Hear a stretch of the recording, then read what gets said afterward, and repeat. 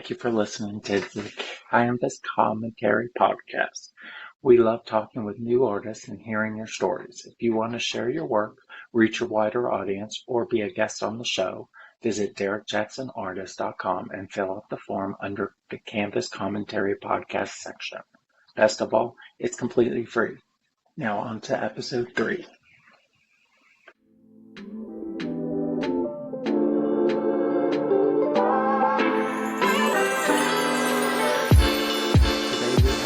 Special guest and a good friend of mine, Rob Barnard. Rob is a talented potter from Virginia who has dedicated his life to creating incredible ceramic art.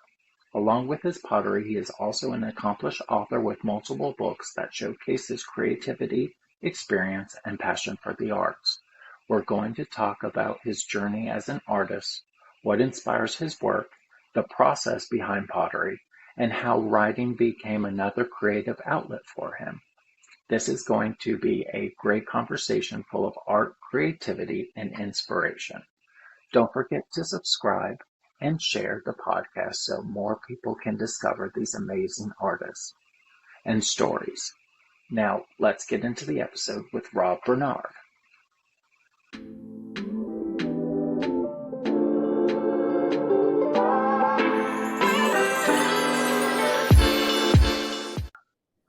Hi, Rob. Welcome to Canvas Commentary. Hi, how you doing? Good. I'm doing good. How are you doing today? Pretty good, pretty good. Sunny at least. Yes. Yeah, I know it's been raining for like 5 days or a week straight. It's awful. Yeah. So the first question I have for you is, when did you start art? When I went to school Okay. in University of Kentucky after I got out of the Marine Corps in 1970. Well, I got out in 70, so it was the fall of 1971. Oh, wow. And what did you start with? Did you start with like paintings? Did you start with pottery? No, I just had an elective course. I don't know why I decided to do pottery, but I just did it. I mean, I just went ahead and did it. To be honest, the first semester wasn't really making very much. We had moved to an old tobacco warehouse at University of Kentucky, and so we were building kilns and getting the structure ready. And it wasn't until the second semester that I actually started making things. So, Oh, wow. So you started with pottery and just kind of kept going then. yep. Oh, wow. So when did you realize that art and pottery was more than a hobby for you? uh, I don't know. Well, I don't know if there was a precise moment. I do remember there was a precise moment or a moment where I uh, after the second semester I had a thought, an idea that that's just what I wanted to do. And so I'd kind of grown my hair long and everything. So I just thought I'm going to spend the summer. Uh, I was on the GI Bill, so I'm going to spend the summer over in the Reynolds building, and graduate students let me use his studio, and I was going to spend the summer just making things. I was going to go there 8 o'clock in the morning and not leave till 5 o'clock at night. Mhm. So that's what I did, and it was not a big thing. I remember I got into the Kentucky Guild of Artists and Craftsmen, and which meant I could sell. It was the only place, really, a big place to sell things, and so I was kind of proud of myself. And my father said, "Yeah, that and whatever it was at the time, a quarter will buy you a cup of coffee." So I was not. I was not necessarily appreciated that. So, but that's just how it went. I didn't wasn't I couldn't turn my back on it. That's the that's when you're not you're serious about something. You can't just drop it. Mhm. So how do you describe your artistic style in your own words? Uh, I don't really. I can't, and I'll tell you why. There's a famous abstract expressionist painter, Barnett Newman, and he said uh, aesthetics to an artist are like ornithology is to a bird. You just are. You just are. And there's no description. You don't have at least I don't have a set thing. I just follow the things that get me really excited. So if I make something, I'm excited by it. And if I fail at it, and I go back and say, why, examine that and say, why wasn't I successful at creating this moment, this extra special moment where, I look at my thing and it doesn't look like mine anymore. It looks just like it just looks good, too good to be mine, actually. I mean, it's too powerful to be mine. So that's when I know I've succeeded. So, what does the creative process as a potter? It's a little different than per se a painter like I am.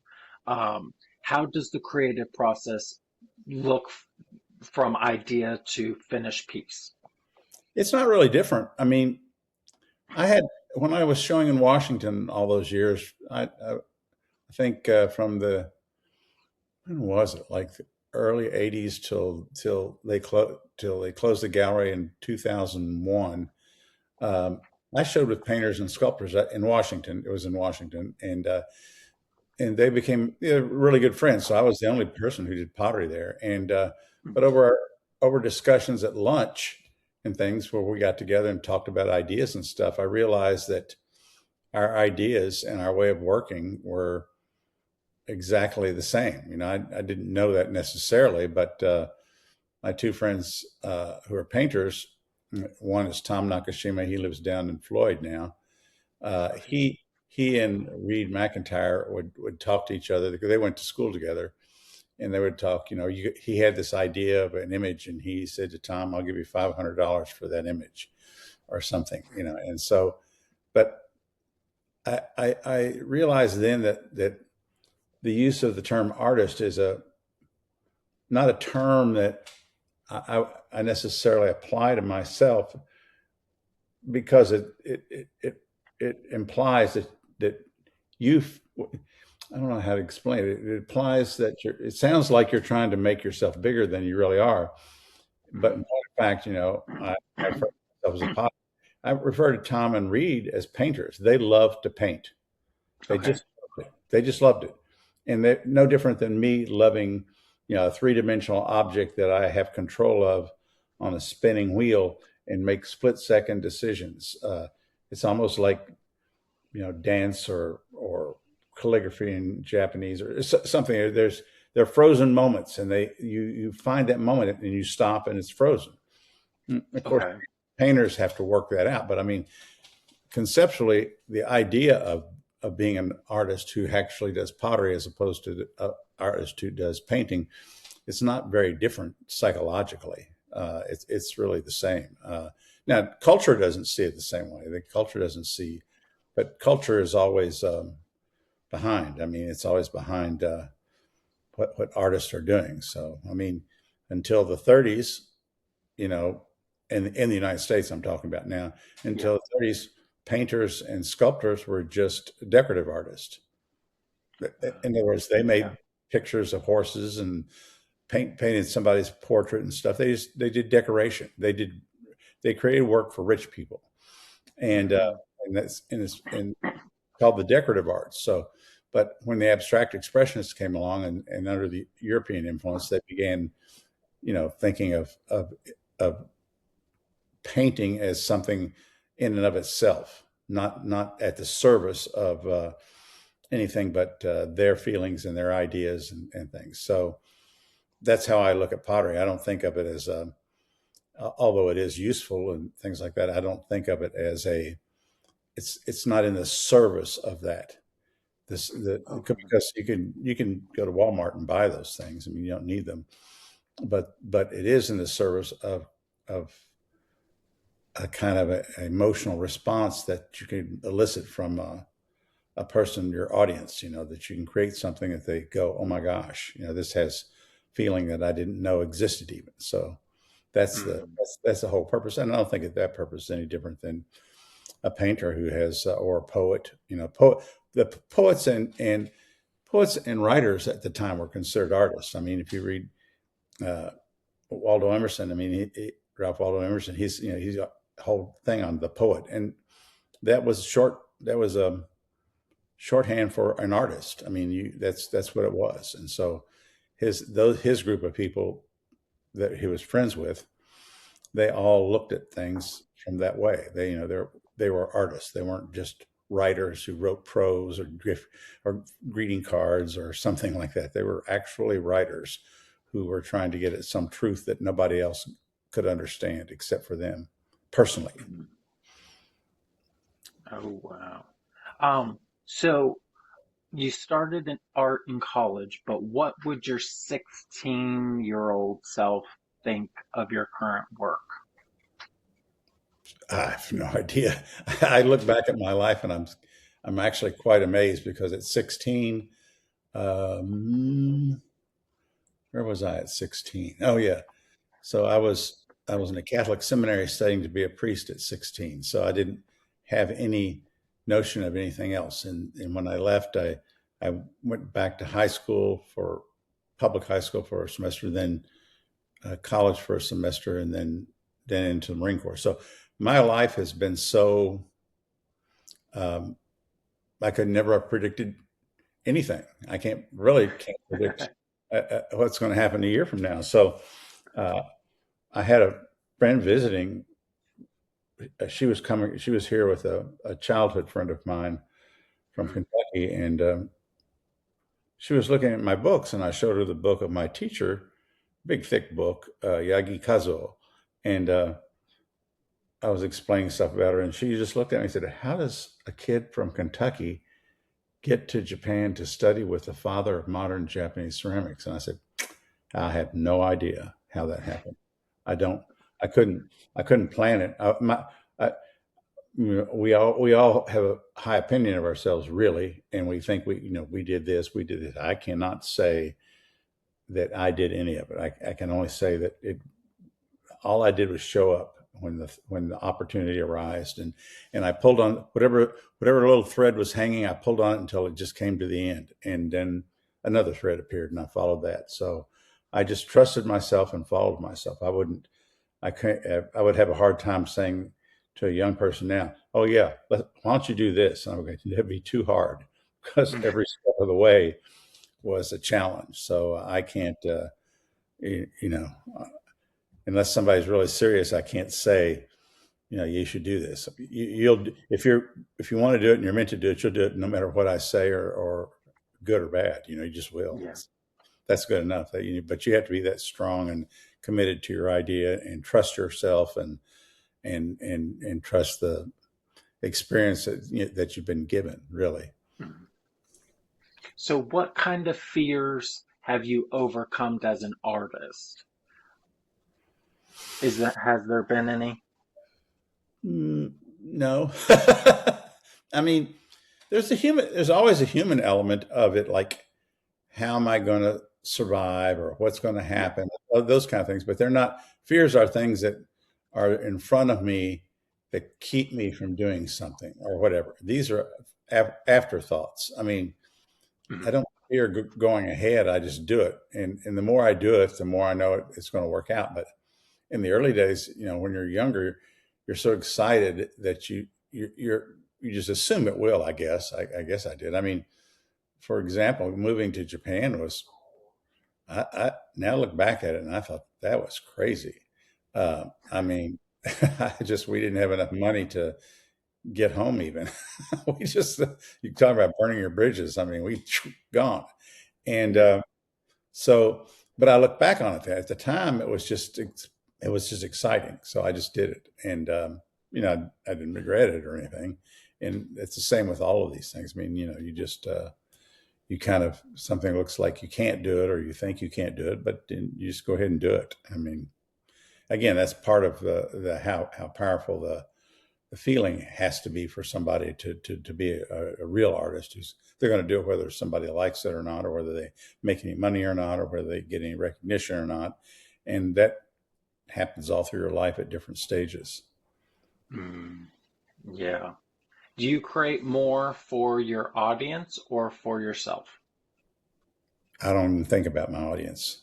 I mean, Ah, I mean, At some point I might have. I think if I really reflect about it, I think, probably when I would go back to Japan every couple of years and do exhibitions, and the market there was still really, really strong. And I kind of at some point I thought maybe I'm paying too much attention to it. I mean, it's natural. I mean, if you're successful and you sell things, you think, oh well, that sold that, and maybe I need to do this, and then you just have to put the brakes on it and stop, and just say, well, really, is it that good, or is it just, am I doing something to get positive approval? But those are just little tests that are there. But I don't. I mean, I mean, when I go over the studio to work, I mean, people say, when are you going to start making things again? I don't know when I get excited again. I mean, when I get excited, I work, and I Yeah. work until I'm just exhausted, until there's enough work to fill the kiln, and then I won't do anything. Well, I won't say I won't do anything, but I won't make things for Yeah. maybe another 6 months. I mean, there's no artificial deadline. There's nothing I have to do. I don't work for exhibitions. I don't work for for sales. I don't work for commissions. I just do what I do, and if you like it, you like it. If you don't, you don't. So certain freedom in that, and Yes. certain risk, of course. But the freedom outweighs the risks for me every time. So I wouldn't give Mm. So, what ideas are you currently obsessed with? Do you have any ideas you're obsessed with? Or what was the last? No, I'm always, I'm just continuously, I don't, obsessed is not the right word. I'm continuously searching for and fascinated with just my own feelings about stuff. So sometimes I'll see a particular piece of pottery somewhere, and I don't get to see it as often because when I'm in Japan, there's so much of it. Here, there's not very much of it. So, and Mm. most of the pottery that exists here is self-conscious, and what I mean by that is made by people uh, who only look at pottery through a lens of 50 years. Say, for example, Okay. students, they can't look at anything else because there is nothing else. There's some old things, but not to the depth and degree that there are in Japan. So uh, I will see something. I mean, I saw something today on Instagram from a Japanese potter, and I thought that it was just really magnificent. That he had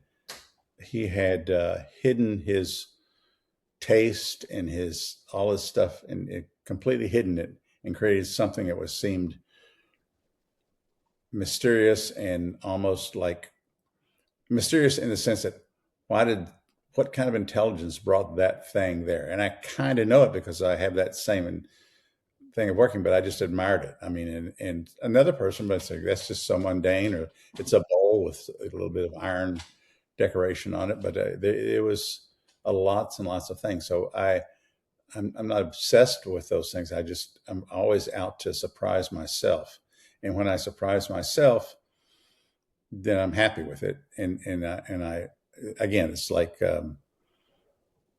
I think Mark Rothko said one of my favorite quotes. He said, and I read it. I didn't read it until like the '90s or 2000 or something. I don't know. It was a while, and he says uh, one of the things, and I'll paraphrase it here, but one of the things that a true artist has is the ability to go in through practice, is the ability to go into their studio and create miracles. And then he said, but once you create the miracle, it's not yours anymore. It belongs to everybody. And you step back at it and look at it as if somebody else did it. And at that time, I was like, I've always felt that way. I just never could articulate it that well. But it was nice because it made me think, yeah, I'm on the right path, because, you know, you do something, and the things that you do that you get excited about, well, your audience doesn't necessarily get excited about it because there's a lag time Mm. between what you're excited about and what they can understand about what you do. And you have to understand, you have to realize that you can't present something and just show it and then they like it. If you've done that, you probably fail, because what you've done is meet some preconceived idea that your audience has. Mm. They recognize it and say, I'm smart. I recognize that. That's a Rob Barnard bowl. He does this, this, this. If you're doing that, then you're just, you're not pushing yourself or your audience. You're just trying to flatter them, make things that they like. And I'm not saying I don't make things I like. I just my whole perspective is an inner perspective, and that's where I work at. So many times, I make things and I'm not sure about them myself. So I have to. They sit around and I look at them, and maybe I photograph them or something where I can actually just look at it just through the lens of a camera and it's plain. I go, holy cow, I did that. That's amazing. And so then I know that I've succeeded. But if I like it immediately and the audience likes it immediately, it's for sure not a significant piece of work. It's just a mimic of something I've probably done before that they've seen. Yeah. So how do you handle criticism as an artist? Do you handle criticism as an artist? Uh, I don't take it well, uh, and I don't mean that because it hurts my feelings, but I don't think anybody knows that. So I've written a fair amount of criticism myself, and Okay. and so my perspective when I look at an exhibition and I have to write about it, I have to try and figure out what what the person is trying to communicate. In other words, what's their starting point? And usually people give you some artist statement or something like that. There's something that you can kind of grab on and see. And so usually most of the time, probably 80% of the time, especially contemporary artists, they're going to tell you a story. And that story is, this is what this is about. And this Hmm. is what it means. And then I go, yep, but you didn't say it very well. I don't get it. I don't believe it. And here's why I say that. And I'll write down, they say they want to do this, but this doesn't equal what they want to do. This. So I understand that. But sometimes critics, especially if they're not makers, so I'm a little bit different because I'm a maker and I write criticism. If you're not a maker, you just look at things in an almost intellectual way. So art critics, they kind of compare this to that and this style of that style, and they come up with this thing, and they get paid for that. They get paid to write stuff. It's not like they're doing it out. It's not like me. I'm making it because I want to make it. They're getting paid to write something before they do it. Nobody pays me anything before I do it. So they always say, so and so doesn't know their best work. And my attitude is, you know, if I don't know my best work, who the hell does? Who's smarter than me about my work? No one. Now, you Hmm. may not like it. You may not. You may be against it for any number of reasons, or you may. I had a person one time. Do you say that you've been too influenced by Japan? They said this was at a college university where I was visiting to give a 3-day workshop and studio talks. And what do you say about that? And I would say, well, people who say that are stupid. And everybody, and I'm going, look, if you take a potter and they go to Italy or France or England or some other European country, would you say that they've been too influenced by Italy, that their work is not valid because it has too much Italian influence? No. Hmm.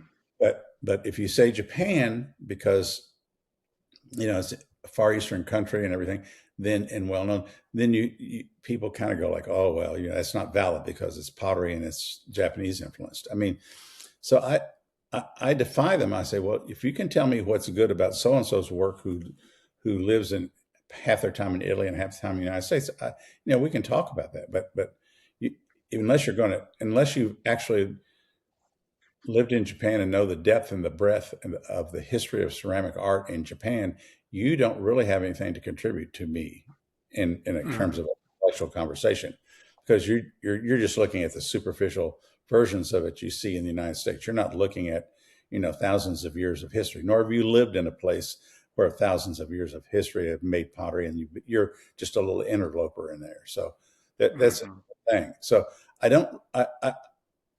I don't I don't I'm usually I don't like it, but I use it because I think it makes me offering up an argument that proves why my work or the basis of my work is valid. It proves Mm. why, for example, in the book I wrote, the first one I wrote, A Search for Relevance, those are all essays that I wrote over the years that were published in different times, back from the early 80s till early 2000s. And all those essays, if the reader is very astute, they will find in there that they're all arguments about that I for my work, or not my work per se, but for the position of pottery as a vehicle for uh, important emotional expression of Mm. human nature. What it means to be a human being, and so they're all about that. And so, uh, and and some of them, some of the articles, I mean, I was, John Cage, and really, I was shocked by that. I really like John Cage. I saw him in Kyoto, and I was enamored with him. But I thought, he's one of these avant-garde artists. He wouldn't like, what I do, blah blah blah blah, whatever. And I was shocked when he, I think in there I mentioned um, his essay on at Black Mountain, where he confronted all these Germans about. Eric Satie was better than Beethoven because of this or that. But I mean, that's those things are their challenges. I mean, criticism is a challenge for you to define yourself and not let others define you. If I let somebody else define me, I'll always be unhappy. Mm. I mean, you can't help it. You're putting yourself in somebody else's hands. When I say that, I mean you have to actually be rigorous in your understanding of the history of the things that you do, and look beyond just making. You have to look at philosophical aspects of it, spiritual aspects of it, all these other things, and the whole milieu that you're trying to exist in. How do I relevance to me was how do I create relevance in a country like the United States where pottery is not appreciated, but I'm doing it, and I'm doing it seriously. So how can I be relevant doing Mm. it to the culture? And so I have to have a way to articulate that. And I'm not I'm not brilliant. I mean, I have to read. I have to understand stuff. It just doesn't. It's not just sit up in my head unlocked. I mean, I have to assemble all these positions based on my understanding of the world around me. So Yeah, all artists, I think, have to undergo that to a certain degree. true. Is there a piece that changed you as an artist? This could be yours. It could be a piece of, you saw something at a museum. Yeah, well, so some of them, I had an early experience at the Freer Museum, which is part of the Smithsonian. Now Okay. it's Freer Sackler. And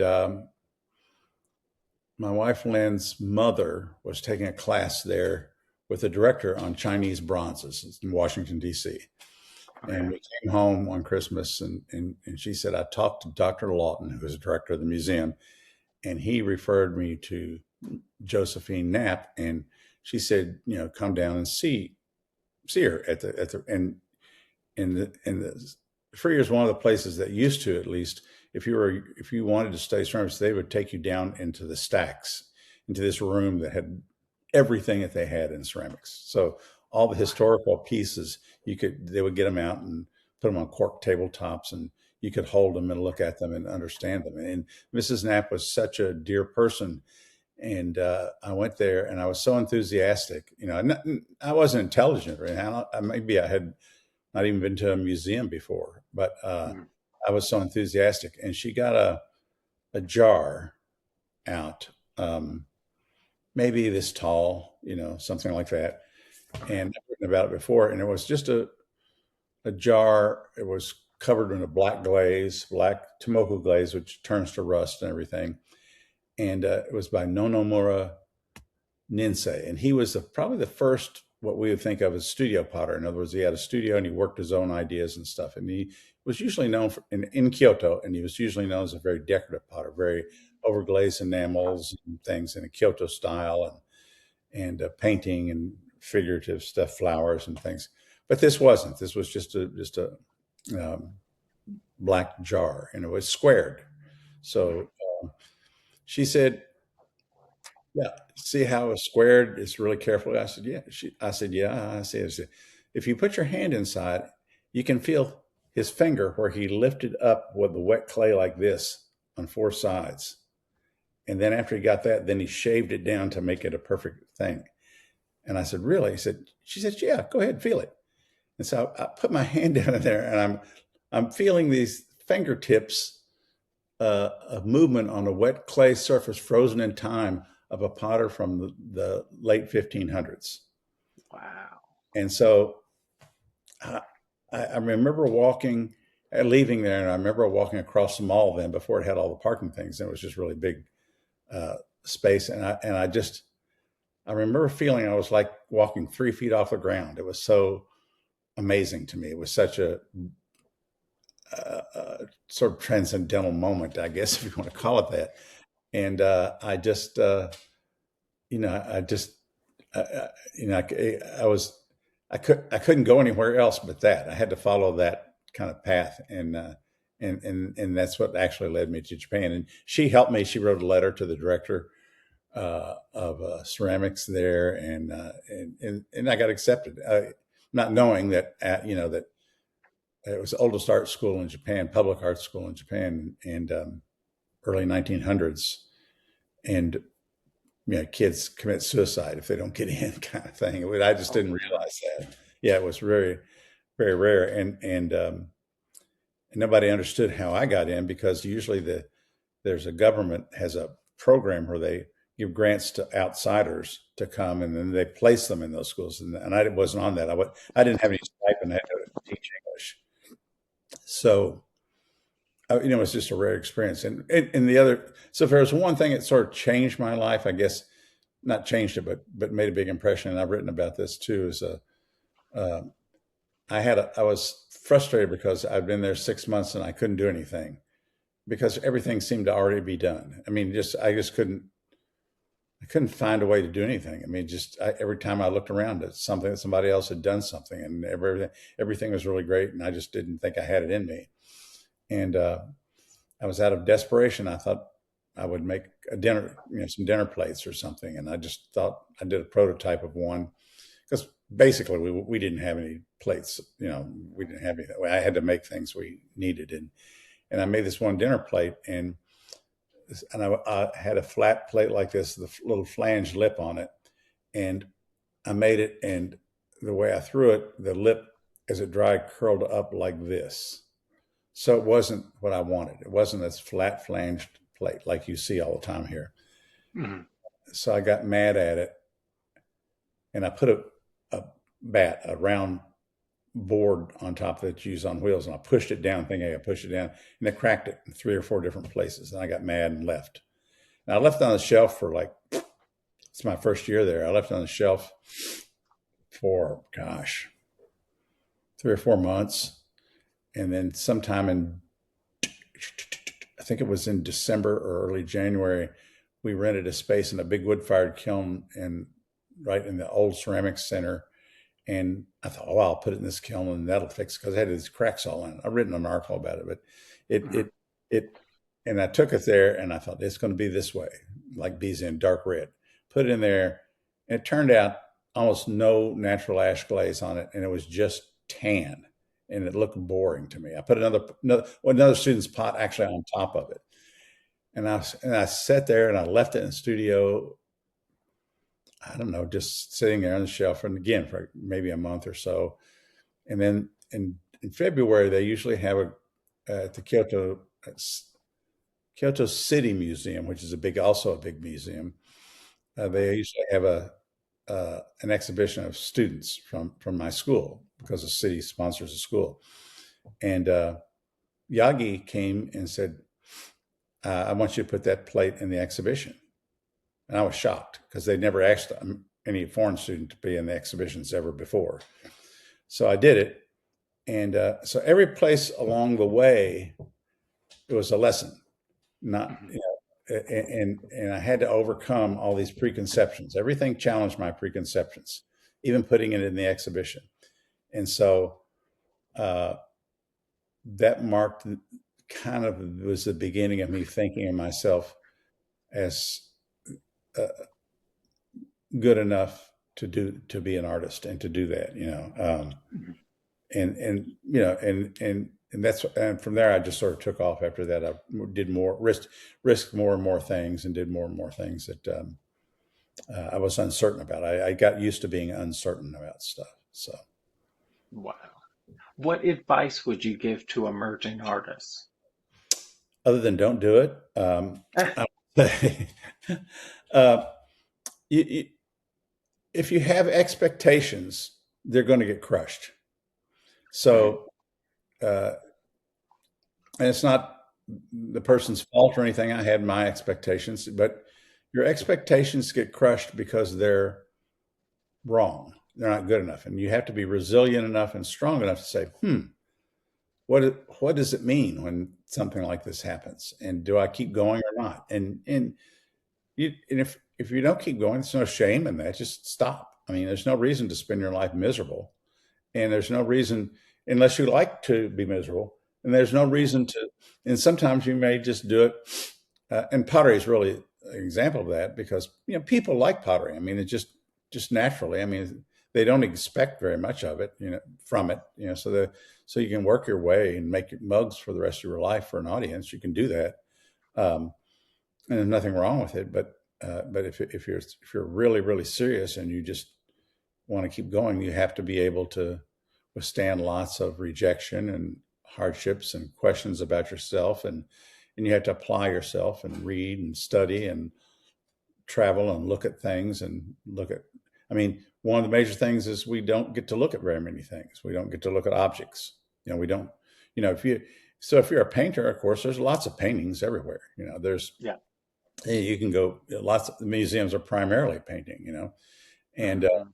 but if you're a potter, there's not any place to look at pottery that's historical, is one, and two, that's historical, and they're not antiques. They're actually objects that still have aesthetic value, still resonate in the same way they did when they were made, say in the 1500s, as they sit there in a case now.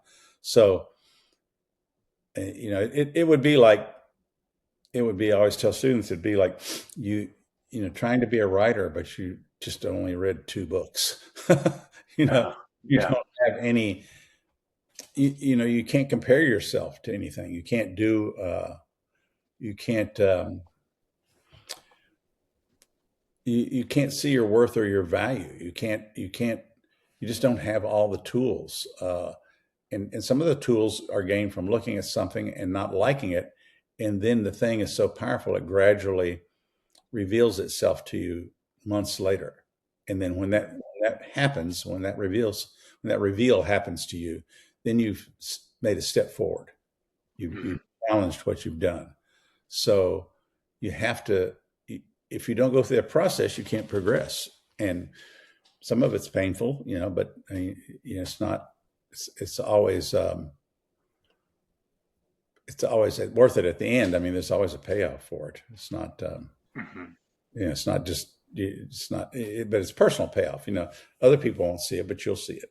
And eventually, maybe if they're uh, astute enough, they'll see it in your work. They'll see something's changed or this happened, and they'll be curious, and it'll be mysterious to them, just like it Yeah. was mysterious to you when you did it.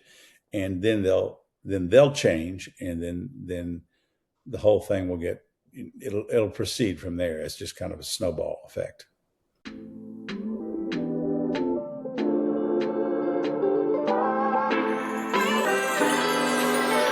Section is our art crush.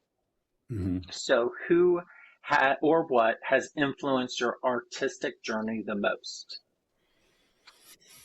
Oh, there's not one person. Of course, my teacher Yagi Kazuo. I mean, he was quite young when he died. I mean, I was really young, so I thought it was old. But I mean, he was 62, and Wow. he had gone through. He founded with another two people, this group called Sodesha, which was the modern craft movement in ceramics. So he was the first person to do sculptural work in clay in Japan.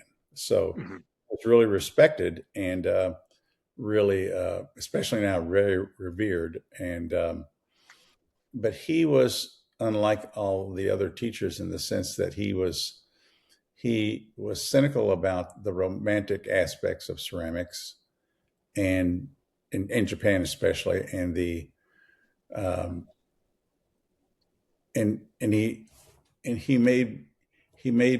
challenged me to think about what I was doing. He was the one who set me on the path of he said you need to study more Western ideas about aesthetics.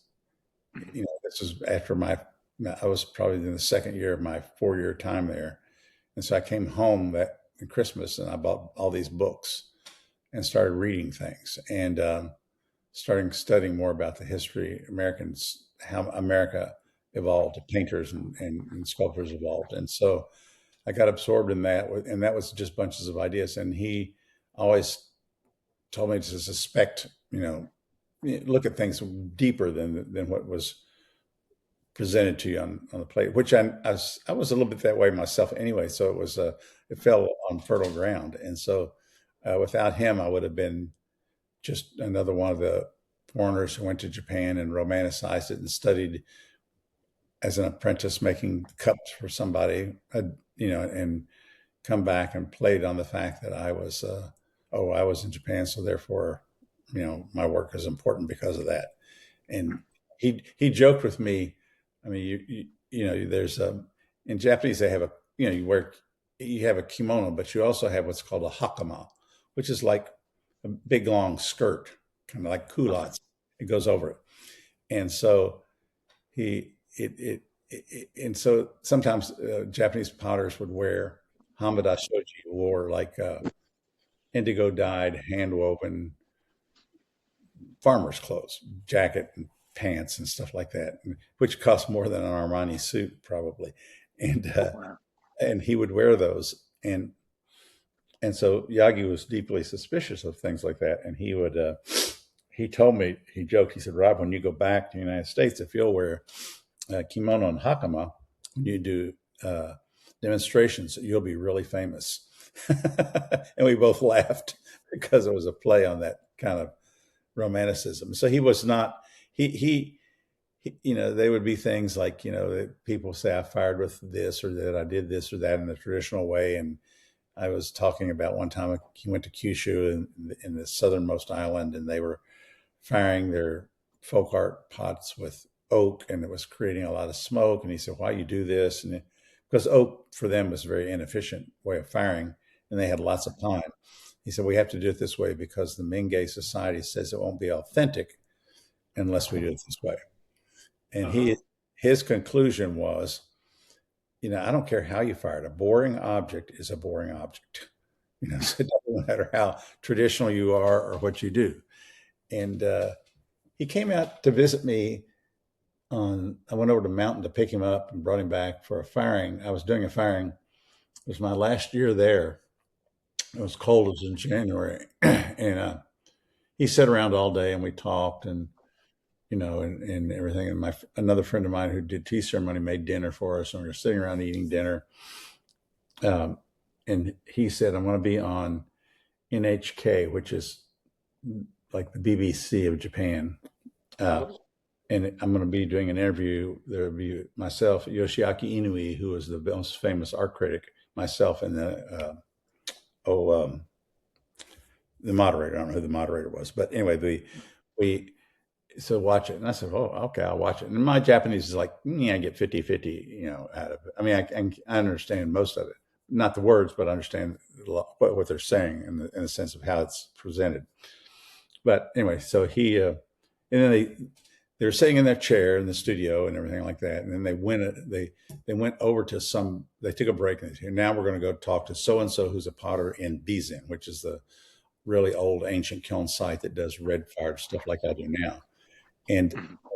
they talked to some younger potter, and Bizen work was really, really expensive at the time. And they talked to this young potter, and and the potter's saying, "Oh, um, my grandfather taught me that the best way to find good clay and to know it was good clay was if you take it and take a piece of it off and taste it and bite it and see how it is, and then you'll know it's good clay." And so the camera came back to the studio really quickly, and Yagi was sitting there going, and the moderator did not know what to do.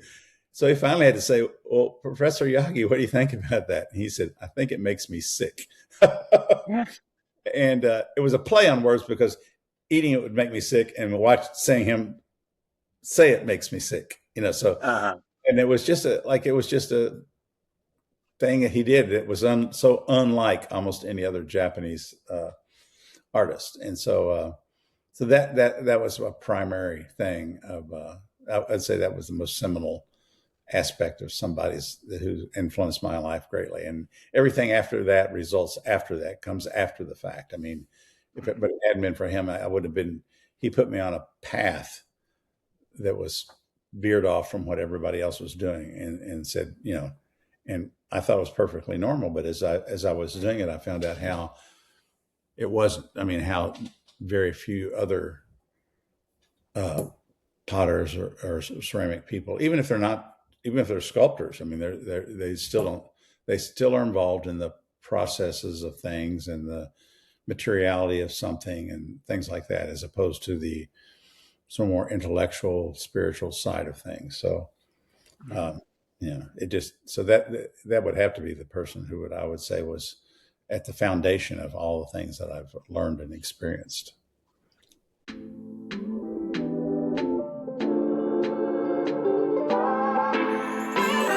Now it is 2 on an easel, but yours, I guess, is 2 on a pedestal because you don't want to put bowls and pottery on an easel. But what is your last piece and what is your favorite piece? I don't have a favorite. I mean, every firing has things that I really get excited about, and then Okay. I get so excited, then I think I can do better, and I go in the studio and spend 3 months in there and make stuff and fire stuff, and then get disappointed with it. And a month later, I'll look at it and I'll find all these other new things. So that's always a ongoing thing. So I think some of the things I sent you were my latest firing, Okay. and they are, they're mysterious. There has to be an element for me of some kind of mystery. I mean, even though I make it, it still has to be mysterious to me. It can't be. It can't be predictable. It has to challenge me. It has to make me feel like, is this worthy? Is it good, or is it not? Or is it false? Or is there some kind of false sentiment involved? Or am I playing to the audience, or blah, blah, blah, blah? Or if I don't like it, why don't I like it? If I do like it, why do I like it? And ultimately, those are intellectual questions, but there's a core thing that happens to you that's inside of you that vibrates. And when you feel that, you know it. You just know it. It doesn't. It's not a cerebral thing. It's an internal vibration. And so the things I sent you, they vibrate for me. I mean, I look at them and I say, I think I sent you a teapot, and I'm like, I like teapots because they're always challenging. I mean, there's not a formula for them, but they have to have certain things. They have to all have the same thing. They have to have a spout and a lid and a handle. They all have to have that. So how do you take something that's so ordinary, mundane as it were, and infuse it with some kind of otherness that points to something beyond itself? I mean, back in those days, so if you look at painting, so if you look at figure painting or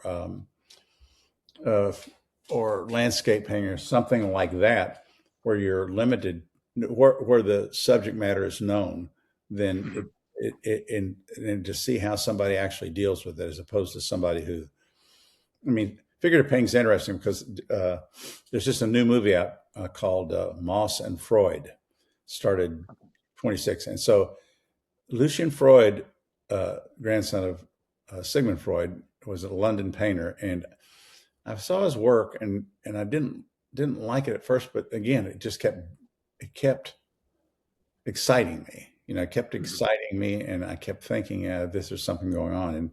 And he would do portraits. He would do things, but he wouldn't do portraits only of ordinary people or people he liked or something like that. So Kate Moss wanted him to do a portrait, and well, some other people, Princess Di wanted a portrait. He wouldn't do it. I mean, all these people. And Kate Moss knew his daughter or something. I forget how it works. And he just casually mentioned to his daughter, I'd probably do a portrait of her. And the movie's about how that happened. And you can imagine this sort of superstar model. He would, she would, he would make. He said, If you're not serious, I'm not doing it." And she was late one time.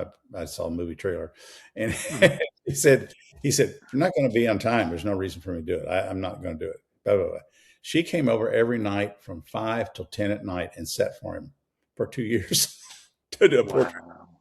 So there's an interesting element of that. I mean, how can he and her both not combine energy, and what would a painting be like when you take those two elements and put them together and it's such a Mm. strong. So all artists have tricks, and when I say a trick, it means you'll do things that put you in an uncomfortable zone and create these things so that you can get the most out of yourself, because your natural self doesn't. I don't want to have to do this tonight. And the person who Mhm. wants the portrait, I don't want to do this tonight. Can we take a night out? No. So those are all elements. So that's the same kind of thing you have to deal with. Well, I have to deal with pottery. I have to think about these things and question what's a valid decision, what's not a valid decision. And if I go outside of the framework, which means that you can't pour out of it or something, whatever, or it leaks or whatever, then you're not being true. But if you do a really good job with inside the framework, you actually make the framework itself larger. You expand the whole box to incorporate a new thing, a new style. So uh, Wow. that's basically how it works. But I haven't seen the movie. I don't know where to see it. I have to Google it and see. I don't know if it'll come to Harrisonburg. I have to drive to Washington. Oh, true. Yes, now I'm excited about the movie too. Um, Moss and Freud, it's called. Moss and Freud. Okay. So where can people find you and support your work? There's a gallery in New York. You can go there. Gallery in London, gallery in Oxford, England. I don't have any place in Japan right now. Uh, Okay. so Cavin Morris, Cavin dash Morris, their husband and wife. Uh, I just had a show there in December, so they have bunches of my work. So um, Okay. that's basically it right at this moment. And do you have a website Yeah. and So social media? social media is my Instagram, Rob underscore pottery. I think it's Rob Barnard pottery something on Instagram, Facebook, Okay. and then it's rob-barnard.com, I think is the website. The website was just a kind of I mean, I don't update the website because I do things on Instagram. So Oh, yeah, it's easy for me just to post things on that. But the website was meant to be kind of a placeholder, almost like its own book about stuff. mhm. All the articles I've written on there, uh, just different things like that. So it's got links Awesome. to where you can get the books on there too. So All righty. Thank you, Rob, so much for talking with me today. I have appreciated it, and I hope you enjoyed it as well. yes, I did. Thank you very much. My pleasure. Have a good day. All right, you too. Bye. Bye.